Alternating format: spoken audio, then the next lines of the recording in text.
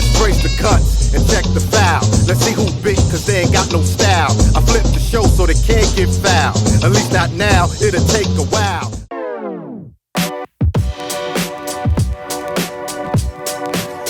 My name is Anthony Green, but they call me AG, and I'm originally from Brooklyn, Farragut Projects. My name is Cameron Mobley. I'm from Little Rock, Arkansas. Dupreen from Brooklyn, New York, aka Mr. Eatman.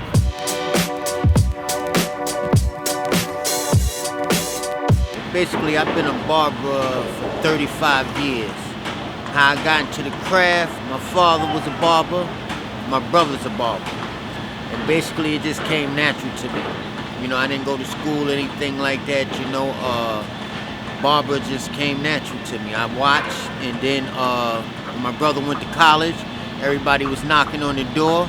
I seen dollar signs, and basically what I did was told everybody I cut too. And I just started cutting people hair just on GP. I've been a barber for about 8 years. I've been licensed for 8 years. But I was cutting maybe 3 or 4 years before that in high school.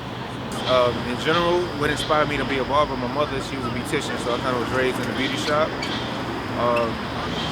And as far as like, I'm an artist in all different aspects of life, so barbering is just another thing that I'm good at. So I started off doing painting, oil paintings, graphics, web design, photography, and kind of moved into barbering.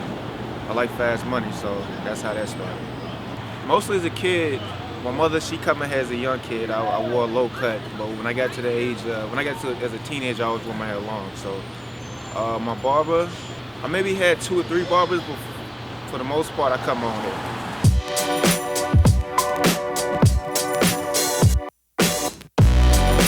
Ooh. In New York, I would have to say I gotta go with my Brooklyn. I gotta go back to my Brooklyn roots. Brooklyn and Harlem, that's what I would go with. Well, as you know, the Brooklyn brand is known all over the globe. Our culture, especially my era in the 80s, you know, we influenced the world. So a lot of things that you see today is a result of that era that I grew up in, where being original and being real, you never said keep it real. It was just real. You never had to, you know, validate your realness. It was just real. And so our fashion and our style was just, it was so authentic.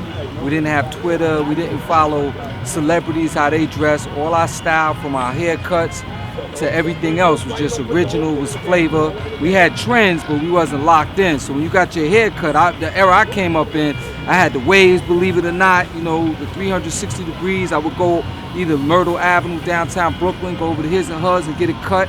Out in Coney Island, I would go see my man at Timbuktu. You know what I'm saying? Shout out to Zach. And every time, your whole outfit wouldn't work unless you was sharp.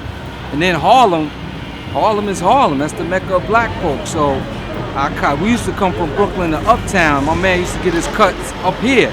So, you know, he had a different type of style. So we used to come uptown to get his hair cut. And I used to get my hair cut in Brooklyn, and we used to just chill wherever. In my opinion, New York, because I done moved from here to Georgia to Albany, upstate, and everywhere I went, I was that dude.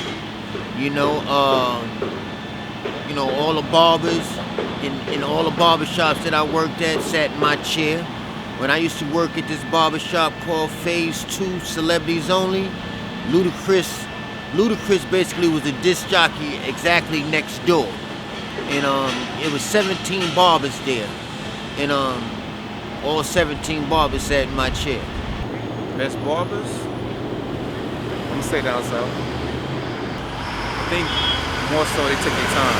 They get better services down south. But here in New York, it's mostly cut the fastest and who can get the most heads in an hour. So it's better service down south. I want to say better service and better cuts down south. From what I've seen here and what I've seen there.